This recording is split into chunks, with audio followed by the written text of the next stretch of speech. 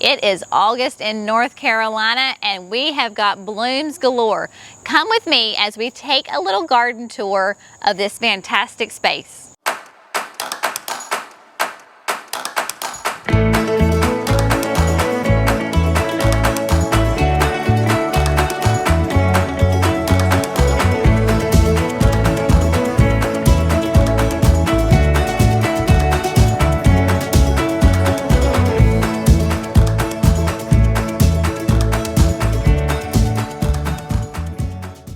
Hello friends, welcome to Gardening with Creekside. I am Jenny and today we are going to go on a summer garden tour.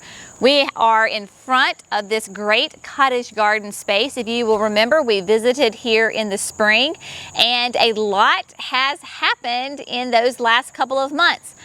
I love this area. This area is so much fun and brings so much viewing pleasure to our family and those that come to visit us.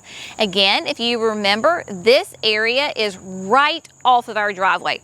I am standing in the gravel of our driveway and our house is just 20 feet away from us and our kitchen is on that side of the house. So we have multiple windows that we look out of and see this fantastic space. So we're going to go on a little garden tour and I am going to share with you our successes and I am going to share with you some of our struggles. If you will remember, this bed, this whole area, basically from the tree line all the way down, is on quite a slope. So we have it on somewhat of a terraced area. Of course, we have the hollies and the hydrangeas back there. Then we have a flat spot with our garden boxes. And then we have this great cottage garden bed that I just have a lot of fun with, playing with my perennials and my annuals. We had landscape fabric down, particularly on this area of the flower bed when we first put it in, because it is on just steep slope and we were afraid, because we've had in the past so much wash of our red dirt. Again, if you've seen any of our videos where we're digging in the dirt, it is red clay, and you get any kind of rain when you have red clay exposed and everything turns red. So we went ahead and put the landscape fabric down, put the plants in, we cut holes around it, put the plants in and mulched it. So that was that way for about 2 or 3 years. Well, my plants were not doing well at all. So this late winter, early spring, my mama, who is just a workhorse, came and volunteered and helped me and we ripped all of that up. What we discovered was that my plants were being suffocated, like the perennials. They were trying to grow and get larger as they're supposed to do, but that landscape fabric was restricting them. Underneath, the soil was absolutely horrid. I had this great rich mulch that had decomposed on top of the landscape fabric. Underneath, it was still just that gosh awful red clay.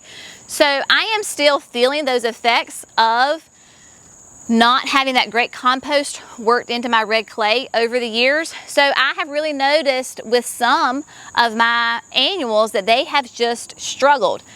Some of the perennials have absolutely taken off because they are so excited that they have room to grow. So remember, this is just a perennial. This is Amsonia Hubrici. So right now it is just a fantastic foliage plant. She is a beast of a plant. I'm seriously considering moving her. I have her kind of propped up right now. As you will see, I got these garden stakes from a garden supply company online, because you see what's happening here. She's flopping down and my poor annuals underneath are just suffering. The pentas here, the Proven Winners pentas, the mini Vista Violet Star was just not getting the sun that it needs to survive. So I'm thinking this sweet thing is going to get moved somewhere this fall, but she's still gorgeous. Some things that you can see kind of from this angle that are loving life is this annual Salvia from Proven Winners. This is Rockin' Fuchsia. You can tell, like right now, it is covered in bumblebees. They love it. The hummingbirds absolutely love this plant. That is one plant. And you can see how nice and big she has gotten. Again, I did have to, if you'll notice, I had to prop up the Amsonia on this side also because it was flopping over on top of the Salvia and it was smothering it. So Miss Fuchsia has taken off since I have contained Miss Amsonia. We've got the Sun Patience. This is Tropical Rose. It's done okay. If you look at it really closely, there's some foliage on there that's not, you know, primo, but from a distance, it's really pretty. So I'm happy with that. Probably if I had practiced some better pest control, it would look a lot better right now, but that's all right. They look good from a distance. The Coleus, like if you can see the Coleus that's dotted through here, this is that bright yellow gold.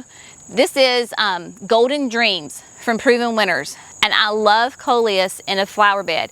It just brings a whole new texture of color, shape, leaf size. There's no blooms, but the color on it is fantastic. Again, as before in the spring one, this is Senorita Rosalita Cleome. Another Proven Winners. All of these annuals are from Proven Winners. So I'll just say that. If it's an annual, it's a PW annual. There are, in this one, I believe 3, and the pollinators love it as I'm sitting here being attacked by pollinators. Cleome is fantastic. This is a sterile variety, so you don't have to worry about it going to seed. Pollinators love it. It is thornless also. Cleome traditionally has thorns and seeds everywhere. Miss Senorita is a very sweet girl and she's very well behaved, so she doesn't do that. But massive color. I mean, massive color. Gorgeous. Love this plant. There's pentas throughout. So there was a penta up there between that Salvia and the Golden Dreams. There's another one right here. This is Rose, that great hot pink. This particular penta is currently getting overtaken by Miss Huff. Miss Huff is about the only perennial lantana for us in North Carolina, Zone 7B. She is just a fantastic perennial. I don't know if you remember back from the spring, I had this cut to the ground. Like, I am talking 6 inches from the ground. So everything that you see is brand new growth this summer. The butterflies absolutely love this plant, as do your pollinators. I noticed the butterflies really like it, kind of starting in August and on thereon. But it is a great plant. Lantanas, if you have a perennial lantana, don't prune it until the spring when you see new growth. So that's kind of a downside about this, is if I want Miss Huff to return next year, I have to let her just be here all winter with just her sticks. Because if I prune her in the fall or anytime in the winter, anytime before she shows new growth, lantanas have hollow stems. So if I cut that, I expose that hollow straw-like stem. We get a lot of rain in the winter here, so water gets down there and it will rot the plant. So if you have a lantana that you have a hard time coming back, maybe you're pruning it at the wrong time. So Miss Huff, prune her in the spring once you see new growth on her. Again, more Sun Patience here. The daylilies, as we've talked about, we did a daylily video. They're just now great green foliage. This does not bother me a bit. I know some people have a real issue with daylilies and just being the foliage.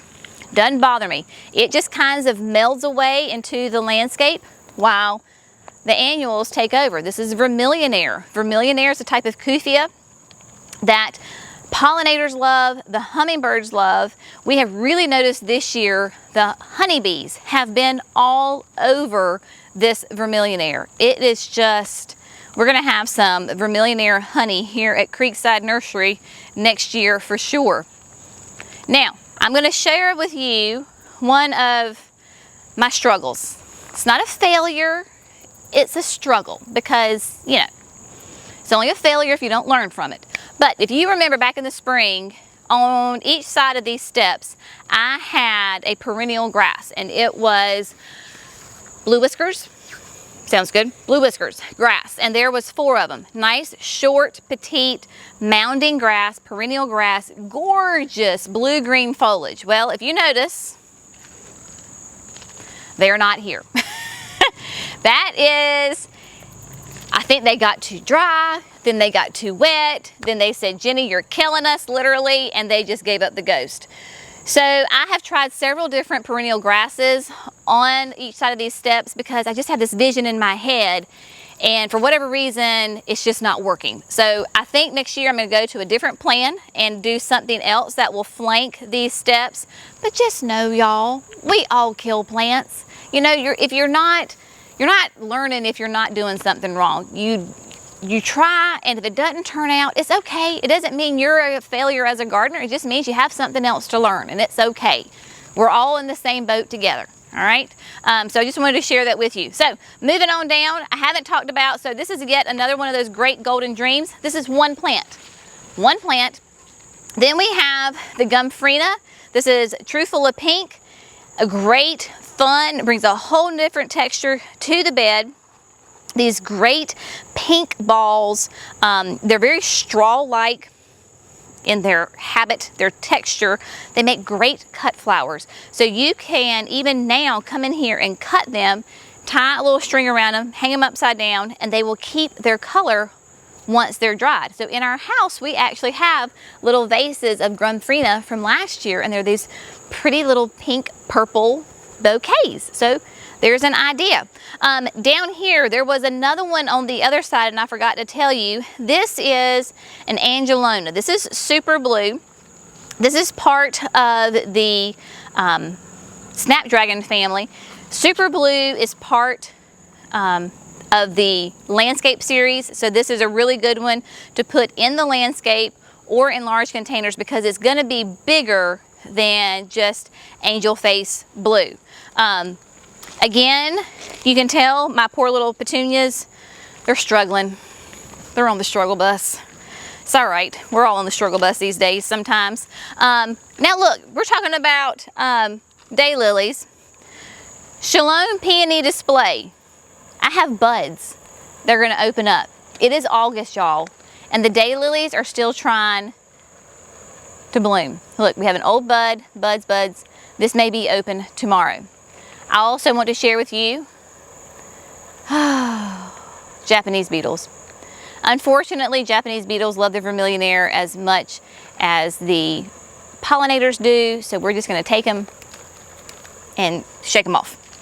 Shake them off. We have the pentas. I mean, look at this gorgeousness. More Amsonia. Back there in the back corner is the sun-credible sunflower. We're going to go ahead and walk on up here. And this is, we have 5 garden boxes up here. So sun-credible is a fantastic, continuous blooming sunflower. This is one plant that has not been pinched. The only time it has been pinched is when I use it for cut flowers. So this is great. I mean, it's covered in little bees right now.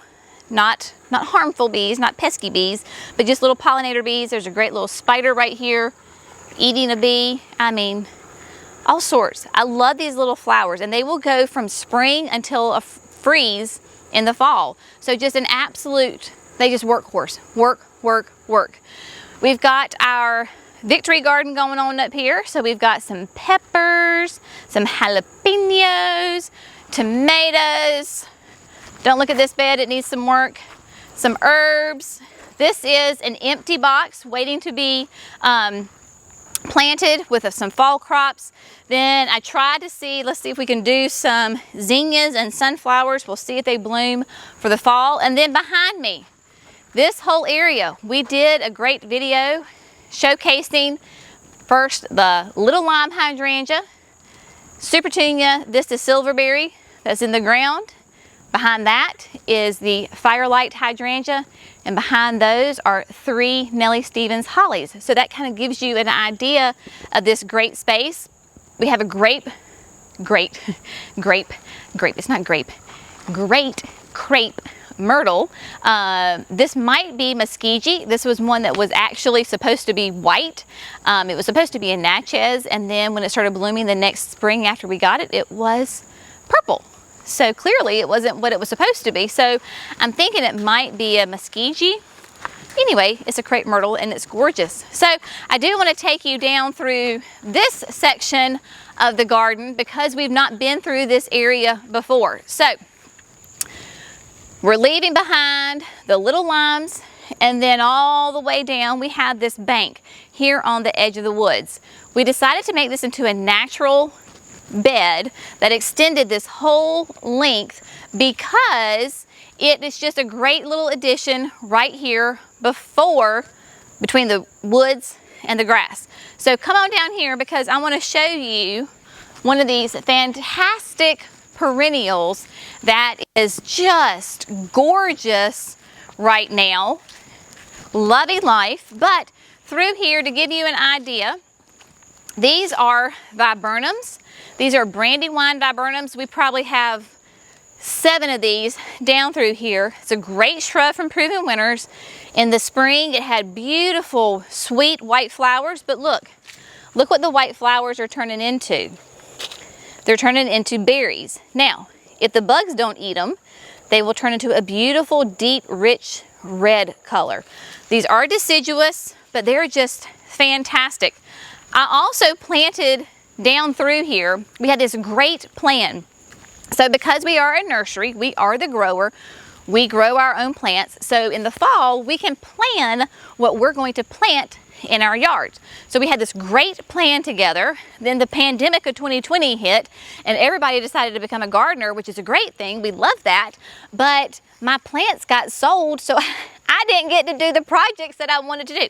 Not complaining, I am glad that they are at your house. But that plan was going to be that we would have the Velveteen Coleus here, and then in front would be a mixture of the Supertunia, Vista, Snowdrift, and Paradise. So it's going to be a white and hot pink carpet below the Coleus. Well, those got sold, but we have our Coleus. It all worked out well.